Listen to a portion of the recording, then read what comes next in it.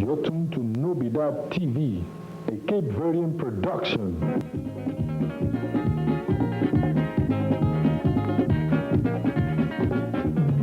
Está ali na Washington DC de momento, no Museu de Smithsonian ou na Smithsonian Institute de Artes e Cultura, desta vez no Departamento de Cultura e Arte Africana, onde que, em colaboração com a Embaixada de Cabo Verde e CV Network, organiza um dia de Cabo Verde na Café Cabo Verde, mensagem e imagens que você bem acompanha. Take just a moment, if I may, to indicate to you why this is no ordinary afternoon for me. And while my sister ambassador knows the story, please let me tell it quickly. In 1970, when I was a very young professor at the University of Massachusetts, I started, and I should have as an anthropologist, to notice that among my students in anthropology and African American studies were a particular group of students. By skin tone, the range. Languages, they were speaking Portuguese. They were speaking English. They were speaking a Creole language. Where had they come from to the university? As far away, they said, as Rhode Island. But many from as close as New Bedford. Now, as a professor with a PhD in anthropology, specializing in African studies, let me just tell the truth. It was these students who taught me about those 10 islands. These students who taught me about a whaling culture, about what it was like for their ancestors to work in the cranberry bogs of Massachusetts. I became so interested in Cape Verdean culture that I applied for a grant, actually got it, and did, the anthropologist Sheila knows, would say, field work in New Bedford, Massachusetts. So it was during those months of my field work that I ate more cachupa than you can imagine. And not only did I eat that incredible Cape Verdean stew, I had to hear the debates about which Cape Verdean woman could cook the best kachu. It was there that I, of course, was introduced to Cape Verdean music and dance, to Morna, to Funana, to Baptike. It was there that I came to fall deeply in love with the culture, and we maybe need to say cultures, of the Cape Verdean Islands and Cape Verdeans in the diaspora. And then finally, I just want to, if I may, say why this afternoon is so intensely special for this museum. First of all, because it's a compelling and, I think, a vibrant example of the role of one of Africa's 54 nations in the affairs of the continent. But it's also a compelling example of the dynamism of the African diaspora, as Africa's most recent descendants hold on to and in many cases reinvent that continent's cultural traditions. And certainly this afternoon is an example for all of us that Africa may be the first, not maybe, is the first place in the world from which we all descended. But it is all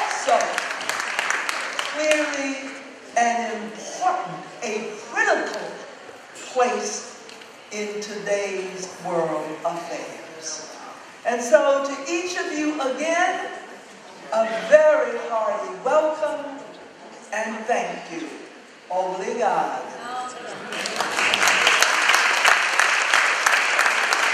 Now, what a privilege it is to ask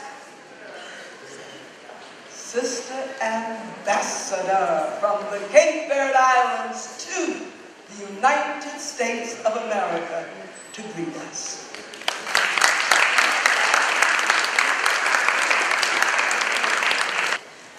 Today, along with our history, we are going to celebrate our culture and the links that we have with the African diaspora in the Americas. Our history as a nation started in Cape Verde, the oldest city established in the tropics by an European power and currently World Heritage Site. It was from there that numbers of slaves captured in the African mainland were taken by force to the New World. Here in the New World, they contributed not only to the wealth of the new colonies, but also to the formation of new anthropological realities. Cidade Velha was a sort of laboratory, not only for the human species in terms of the miscegenation process, but also for breeding animals and plants. The United States, Brazil, and most of the Caribbean nations all received part of this experience. As we mentioned the slave trade, we wish to emphasize the role played by all those who came freely and contributed to cement and the partnership between Cape Verde and the US since the whaling campaign. I hope that, while shedding some light on this part of our history, our guest speaker will inspire us to learn more about our commonalities and explore opportunities to forge strong and innovative partnerships. Culture is one of the Cape Verde main assets. Music, dance, the Creole language, and culinary are important parts of the Cape Verdean culture patrimony that will be present in today's program. Our speaker will introduce us to various aspects of the Cape Verdean culture, and we will have the opportunity to listen to the fantastic lyrics and voice of Maria de Barro, a rising star in the Cape Verdean firmament. We will also dance to the rhythms and drums and accompany our gracious dancers as they perform pieces of the Cape Verdean folklore. I thank you, Maria de Barro and Ben, for being great ambassadors of the Cape Verdean culture. I thank you, Santantal United Cola Saint Jean, for preserving and promoting our folklore in our community.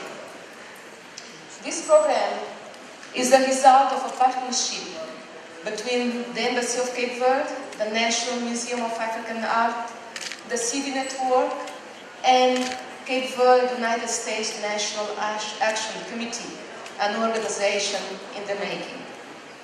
Since it is meant to celebrate the history and the culture of an African nation and have commonalities with the African diaspora in the Americas, it is fitting that it is held in this place and associated with the celebration of the Black History Month.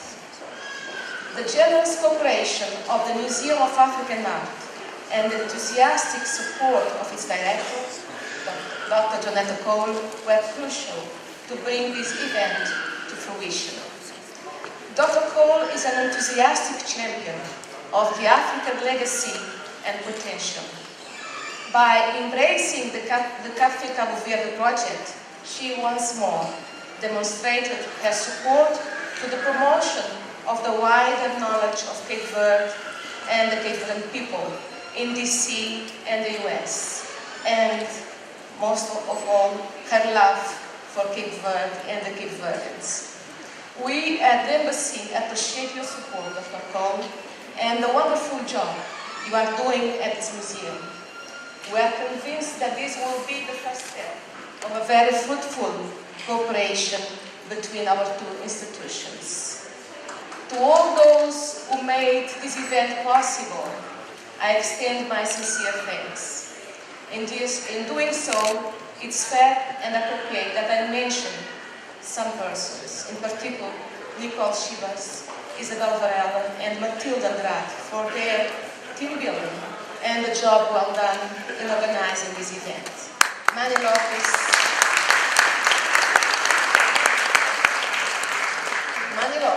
a profound believer in the potential of the Cape Verdean community and a true bridge builder. My appreciation goes also to my colleagues, ambassadors and diplomats, my dear friend and President of African Talismans, his spouse and daughter, the President of an Polish International Club and spouse who honor us with their presence here. To all Cape Verdeans here, friends of Cape Verde and public, in particular those who have traveled from other states to be with us today, I welcome you and I thank you. Now I have the pleasure to introduce to you our guest speaker, Manuel Gonçalves.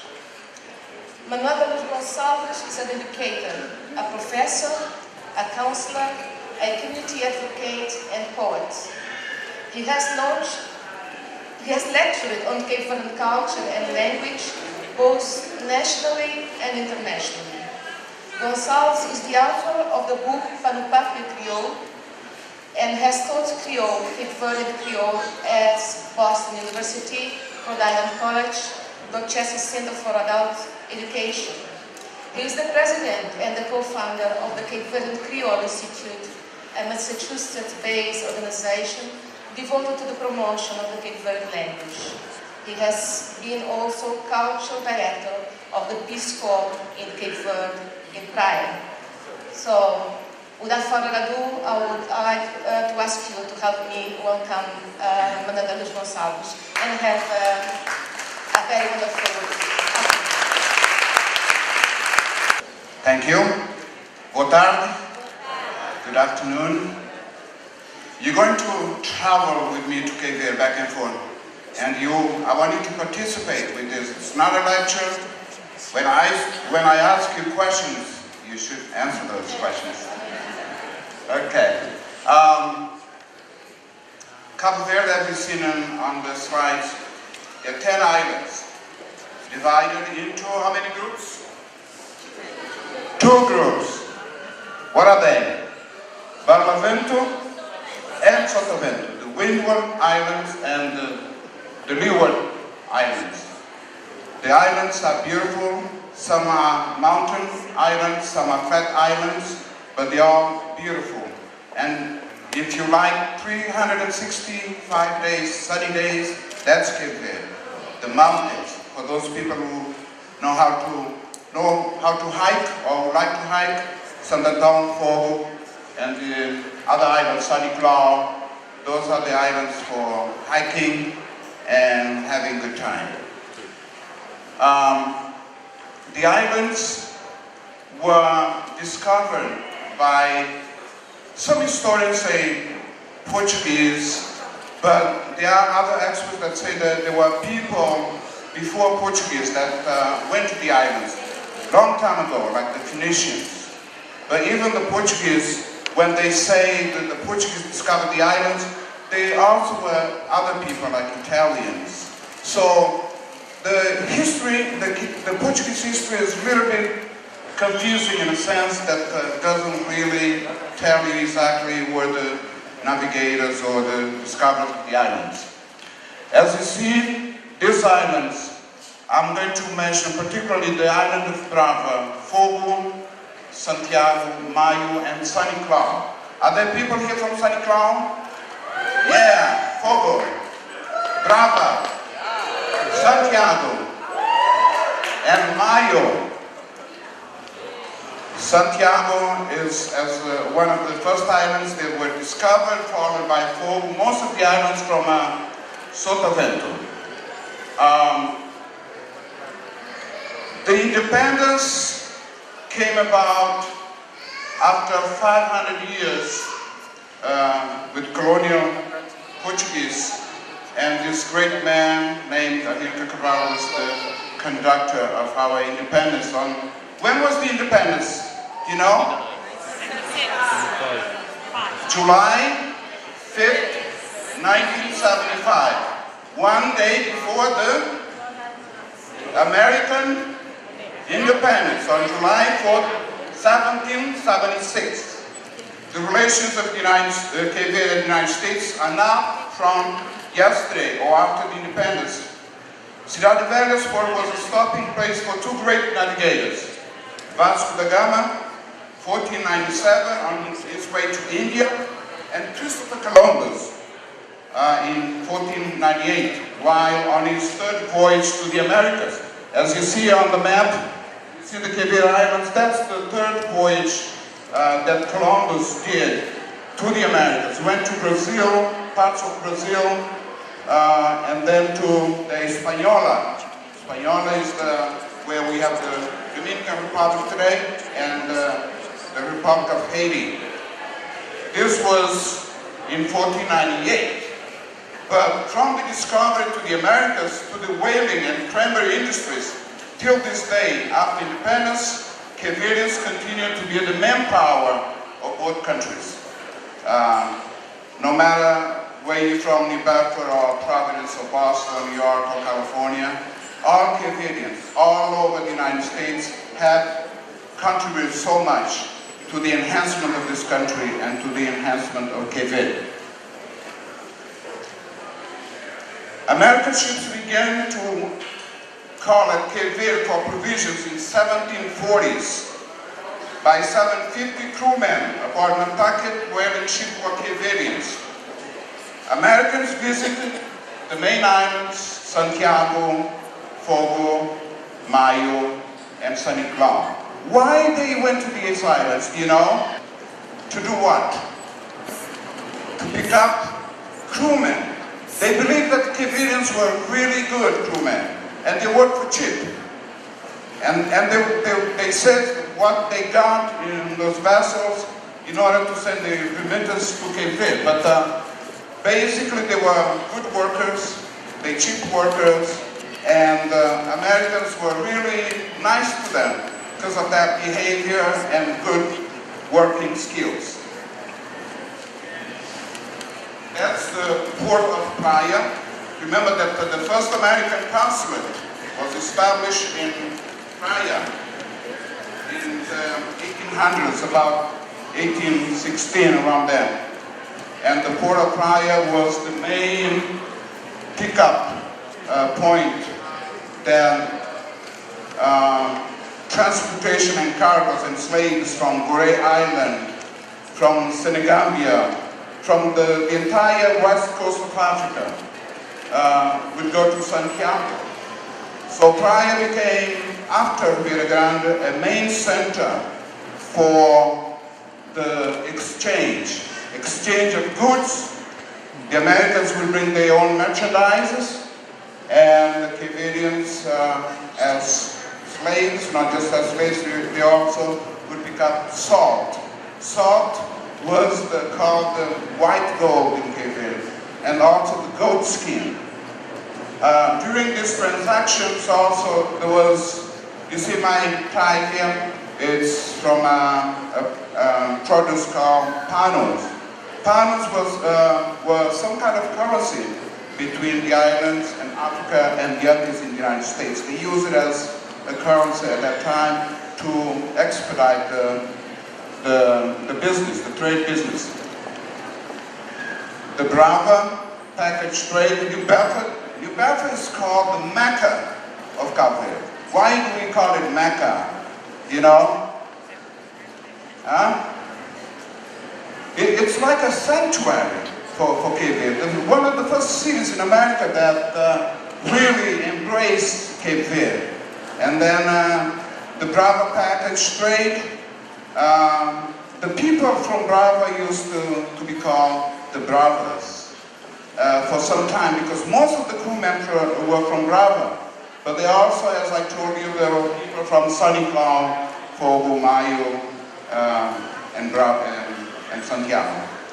The Mayo Island has not just for salt, but because of that relationship in the United States, one of the great jazz composers, his father was from Mayo, Horace Silver, and then he has a song called Cantiga para meu pai, a song for my father that he did. Throughout this process, we had some schooners. Remember that the Cape Verdeans who could afford, they bought their own schooners at cheap price. And some of the schooners were Madeline, Maria Soni, and Ernestina. Ernestina has a memory, not just a memory, but for us it's a live culture base in Liberta.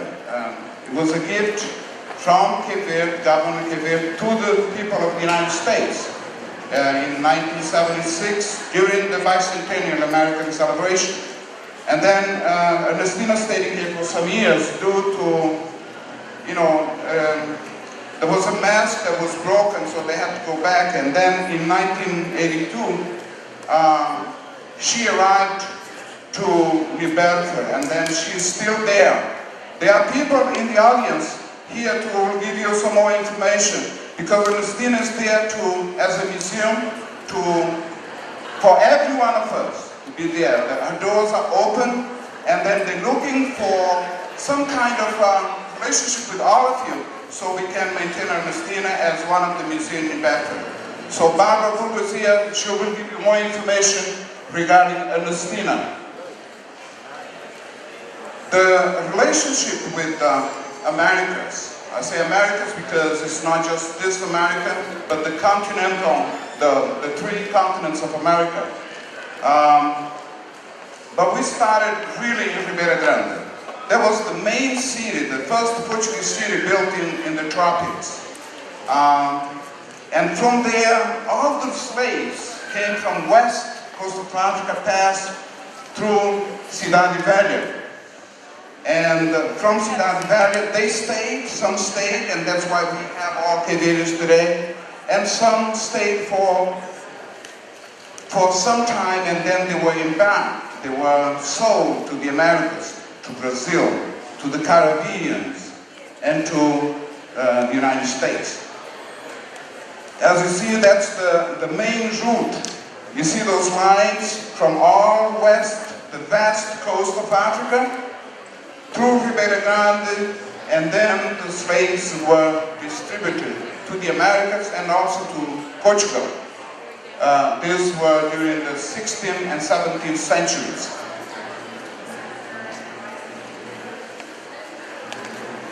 During this time, with the slaves, with the whaling, with the cranberries and so forth, there were always the returning. There were Cape Verdeans that would pick up crewmen in Brava during the cranberries, and after the harvest, they would go back to their islands. Through this vision of Cape Verdean relationship with Cape Verdeans and Cape Verdean Americans and Africans and Caribbeans and so forth, we had a great visionary, Amilcar Cabral, spoke about re-Africanization, about Creoleness, about Africanness. Those are terms that we need to revisit sometimes, because we were colonized and it's difficult to decolonize our mind. So Amilcar really spoke about then re-Africanization of us Canadians, of us Caribbeans, of us African Americans, and also because we came from a Creole culture, the Creoleness that is the cement of Cape Verdeanness, Creoleness that is cement of Caribbeanness, the Creoleness that is cement of African Americanness. That was Amilcar Cabral. That picture was taken in Assomada, the Liceu Amilcar Cabral, dedicated to Amilcar Cabral. because of his vision. Amilcar Cabral was in Boston. Just a little story about Cachupa connection. Cachupa connection. So Amilcar had to sit down in Boston and sat down with Luther King and ate cachupa from Cabo Verde. This was the relations that we had with African American communities in the Boston area, not just the Boston area, but throughout the United States. When he came to America many times at the United Nations or the institutions, Lincoln University, for example, he always spoke about Africa, the African American relationship with Africa, the re-Africanization, and so forth. All this that we said, and who can read that to me? Cabo Verde? Come on, read it to me. Nosso orgulho, nossa certeza. What's that mean? Our pride, our certainty. That's Cabo Verde today. So I purposely finished with that one because if we're not proud about our country, about our history, our culture, this doesn't make sense to go there. But if we are, it makes sense, and you all are invited. For those who haven't visited Cape Verde, you're invited to visit. And then there's one thing about Cape Verde. Once you go there, you don't want to leave the country. That happens to everyone, independent if you are Cape Verdean or not. I thank you very much. I'm sorry I went past. I told you that we wanted to engage you in more discussions, but in terms of time, that's it, and thank you very much.